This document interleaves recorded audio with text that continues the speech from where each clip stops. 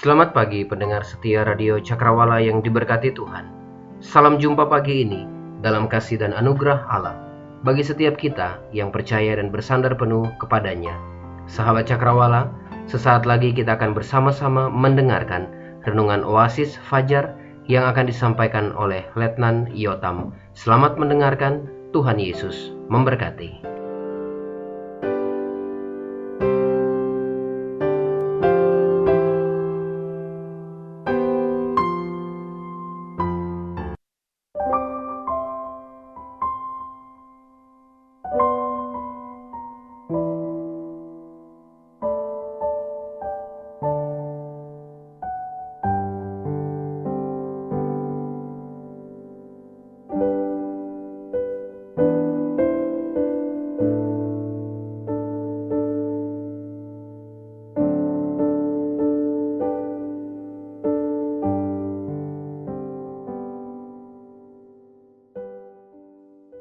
Pendengar setia Cakrawala, pagi ini senang bisa menjumpai Anda dalam program Renungan Oasis Fajar. Sebelum kita mendengar firman Tuhan, mari kita berdoa. Bapa kami yang di sorga, pagi ini kami naikkan ucapan syukur kami kepada Tuhan, karena sesungguhnya hari ini Tuhan kembali memberi kami kesempatan menikmati indahnya ciptaan-Mu, menikmati sejuknya udara di pagi ini, dan tentunya menikmati sehat dan kuat yang Engkau berikan. Kami mau belajar firman-Mu ya Tuhan, menjadi landasan kami untuk menjalani anugerah Tuhan sepanjang hari ini. Dalam nama Tuhan Yesus kami berdoa, amin. Renungan Oasis Fajar terambil dalam kitab 1 Yohanes pasal yang kedua ayat 3 sampai ayatnya yang ke-6. Firman Tuhan berbunyi demikian. Dan inilah tandanya bahwa kita mengenal Allah, yaitu jikalau kita menuruti perintah-perintahnya. Barang siapa berkata, aku mengenal dia, tetapi ia tidak menuruti perintahnya, ia adalah seorang pendusta, dan di dalamnya tidak ada kebenaran. Tetapi barang siapa menuruti firman-Nya, di dalam orang itu sungguh sudah sempurna kasih Allah. Dengan itulah kita ketahui bahwa kita ada di dalam Dia. Barang siapa mengatakan bahwa ia ada di dalam Dia, ia wajib hidup sama seperti Kristus telah hidup. Saudaraku, bagian firman Tuhan yang telah kita bacakan tadi, khususnya 3 ayat bagian terakhir dari perikop 1 Yohanes pasal 2 ayat 1 dan sampai ayat yang ke-6, Yohanes mengulang kata barang siapa sebanyak 3 kali. Kata yang diulang-ulang ini menunjukkan bahwa kata tersebut memiliki pesan penting. Yohanes memberikan pesan ini kepada siapa saja yang ngakunya kenal Tuhan. Karena kata barang siapa dapat juga diartikan siapa saja. Itulah sebabnya renungan pagi ini saya beri tema hati seorang murid. Saudaraku pendengar setia Cakrawala, menjadi murid Tuhan harus dimulai dari hati, karena hati adalah pusat dari semua keputusan yang kita ambil. Raja Salomo mengatakan dalam Amsal pasal yang keempat ayat 23, jaga hati, karena dari situ terpancar kehidupan. Lebih jauh lagi Tuhan Yesus mengatakan dalam Injil Lukas pasal yang ke-6 ayat 45, hati itu merupakan pusat pengendali manusia.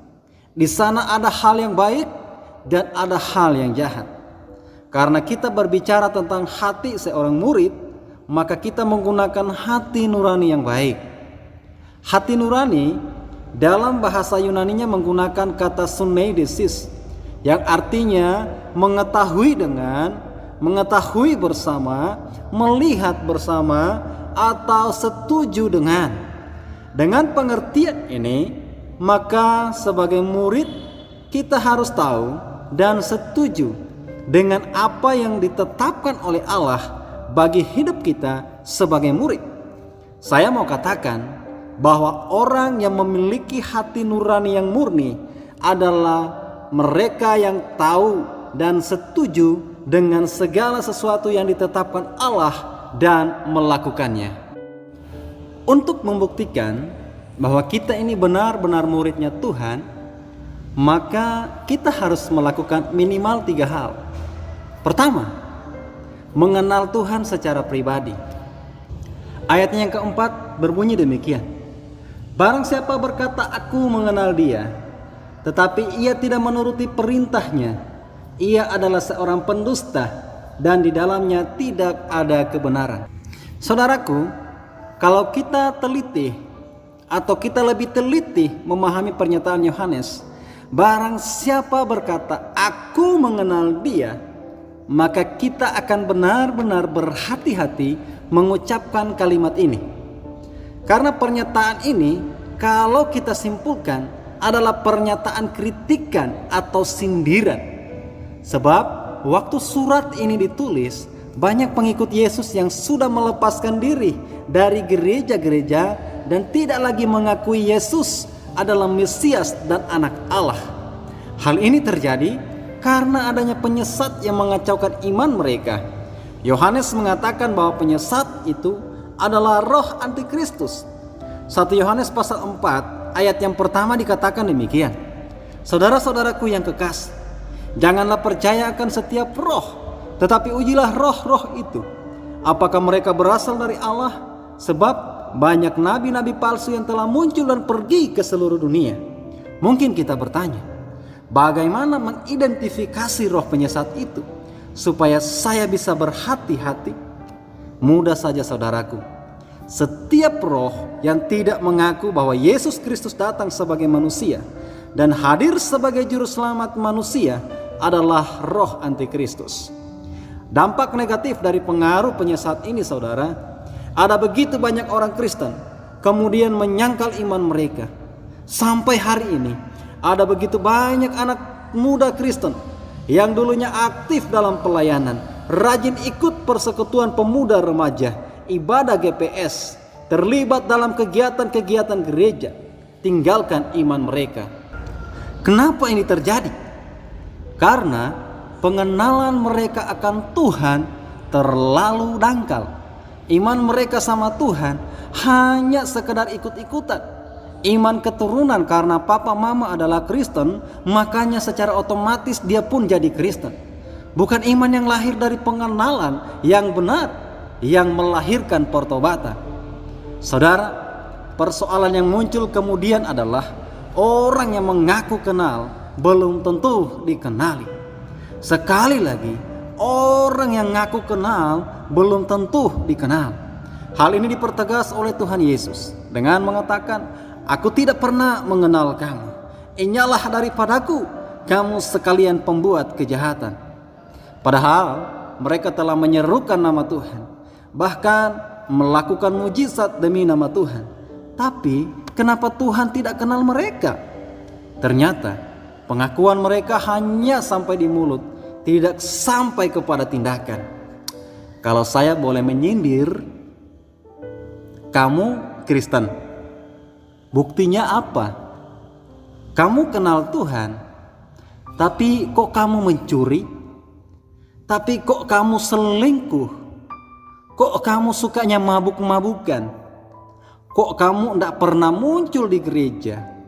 Katanya kenal Tuhan, tapi kok suka bohong, nyari keuntungan, dan merugikan orang lain? Saudaraku, orang yang saling mengenal tentunya memiliki hubungan khusus. Ada keintiman karena mengenal lebih baik daripada sekedar mengetahui. Dengan mengenal Tuhan, kita dapat mengetahui apa yang Tuhan larang dan apa yang Tuhan perintahkan.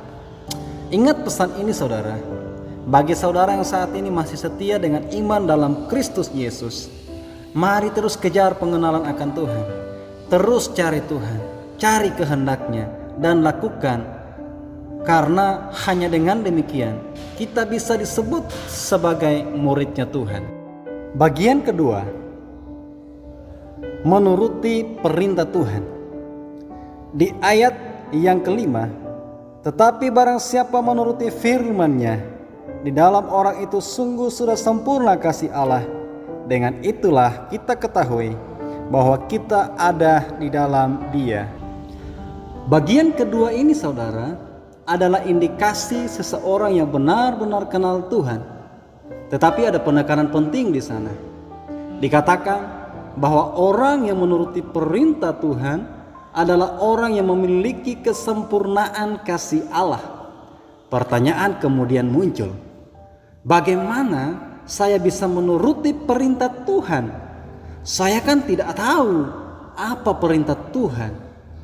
Saudara, saya mau beritahu kepada saudara, perintah Tuhan itu tidak sulit dipahami, apalagi dilakukan.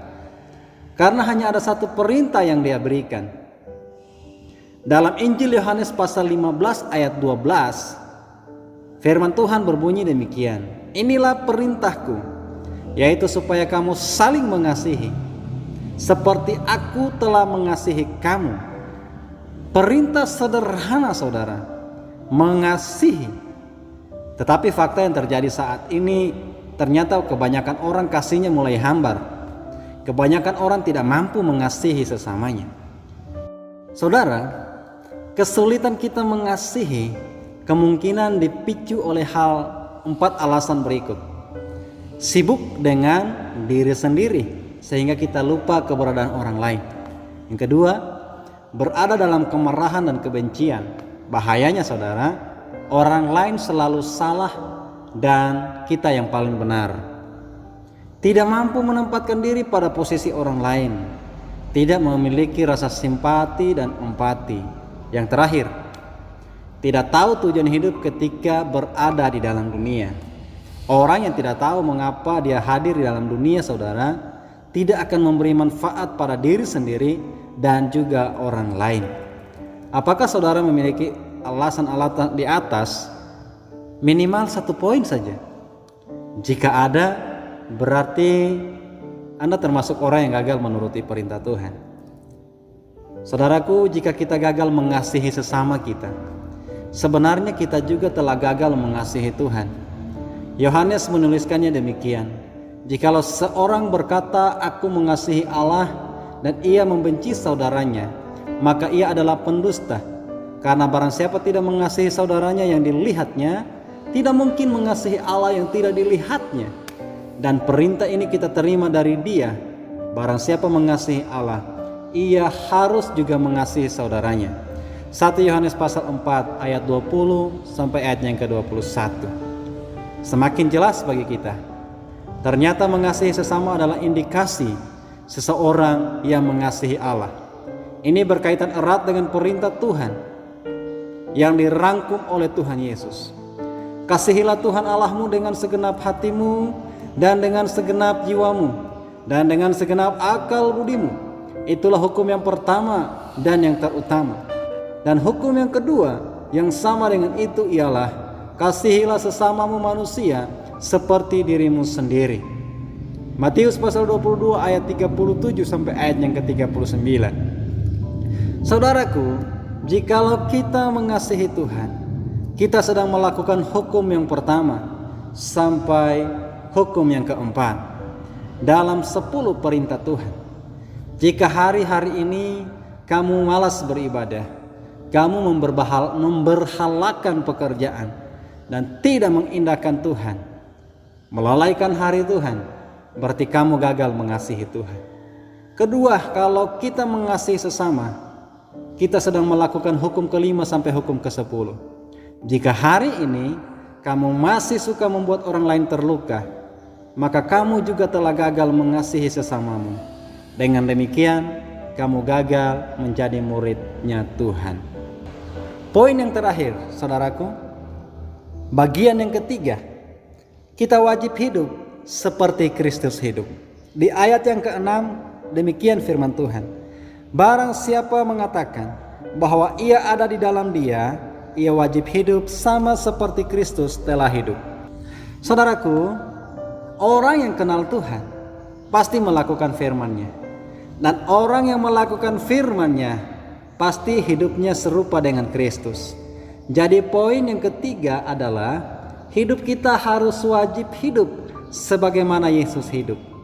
Pernyataan Tuhan Yesus menggambarkan dengan jelas keberadaannya di dunia ini. Barang siapa ingin menjadi besar di antara kamu, hendaklah ia menjadi pelayanmu. Dan barang siapa ingin menjadi terkemuka di antara kamu, hendaklah ia menjadi hambamu. Sama seperti Anak Manusia, datang bukan untuk dilayani, melainkan untuk melayani, dan untuk memberikan nyawanya sebagai tebusan bagi banyak orang. Poin ketiga ini, saudara, kita diminta untuk hidup seperti Kristus hidup. Hukumnya wajib. Wajib artinya harus. Dia mengasihi bahkan orang yang membenci dia, mengampuni bagi mereka yang berdosa, memberi bagi mereka yang kekurangan, menghibur bagi mereka yang dalam kesusahan, dan seumur hidupnya senantiasa dia pakai untuk memperkaya orang lain. Bahkan dia rela korbankan dirinya untuk dosa saudara dan saya. Menyederhanakan pesan ini, saya mau bilang, kita sebagai murid Tuhan, anak Tuhan, wajib melakukan apa yang sudah dilakukan oleh Tuhan Yesus. Menjadi hamba bukan tuan, siap melayani bukan dilayani, mengasihi dengan kasih Tuhan, mengampuni mereka yang bersalah kepada kita, tidak pendendam, tidak mencari keuntungan pribadi, memiliki rasa simpati dan empati, mampu mengendalikan diri dan menguasainya, dan mau berkorban bagi mereka yang hidupnya kurang beruntung. Saudaraku yang dikasihi oleh Tuhan, izinkan saya bertanya, apakah saudara muridnya Tuhan? Jawaban pertanyaan ini akan terjawab dengan cara hidupmu menjalani hari-harimu setiap hari. Karena melalui kesaksian hidupmu kamu akan dikenali. Apakah kamu murid Tuhan yang asli atau murid Tuhan yang palsu? Saudara, penekanan terakhir saya adalah orang yang kenal Tuhan pasti melakukan firman-Nya, dan orang yang melakukan firman-Nya pasti hidupnya serupa dengan Kristus. Demikian firman Tuhan pagi hari ini. Kiranya Tuhan Yesus memberkati kita semua. Amin. Kita berdoa. Mengenalmu Tuhan secara pribadi, menuruti perintah-Mu dan hidup menyerupai Engkau adalah kerinduan kami sebagai murid-Mu. Mampukan kami menjadi murid-Mu yang setia dengan selalu mengingat pesan firman-Mu pagi hari ini. Terpujilah Engkau ya Tuhan. Ini doa dan ucapan syukur kami. Di dalam nama Tuhan Yesus Kristus kami berdoa. Amin.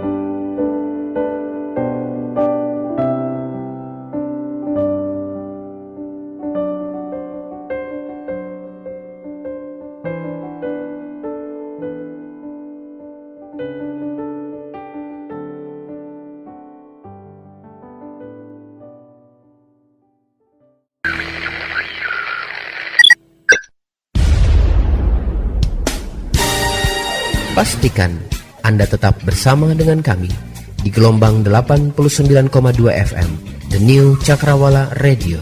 God bless us.